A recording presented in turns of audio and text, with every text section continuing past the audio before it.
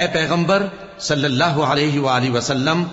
لوگوں سے کہہ دو کہ میرے پاس وحی آئی ہے کہ جنوں کی ایک جماعت نے اس کتاب کو سنا تو کہنے لگے کہ ہم نے ایک عجیب قرآن سنا جو بھلائی کا رستہ بتاتا ہے، سو ہم اس پر ایمان لے آئے، اور ہم اپنے پروردگار کے ساتھ کسی کو شریک نہیں بنائیں گے، اور یہ کہ ہمارے پروردگار کی شان بہت بلند ہے، وہ نہ بیوی رکھتا ہے نہ اولاد،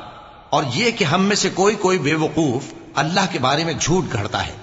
اور ہمارا یہ خیال تھا کہ انسان اور جن اللہ کی نسبت جھوٹ نہیں بولیں گے، اور یہ کہ بعض بنی آدم بعض جنات کی پناہ لیا کرتے تھے تو اس سے ان کی سرکشی اور بڑھ گئی تھی، اور یہ کہ ان کا بھی یہی اعتقاد تھا جس طرح تمہارا تھا کہ اللہ کسی کو نہیں زندہ کرے گا، اور یہ کہ ہم نے آسمان کو ٹٹولا تو اس کو مضبوط چوکیداروں اور انگاروں سے بھرا ہوا پایا، اور یہ کہ پہلے ہم وہاں بہت سے مقامات پر فرشتوں کی باتیں سننے کے لیے بیٹھا کرتے تھے، اب کوئی سننا چاہے تو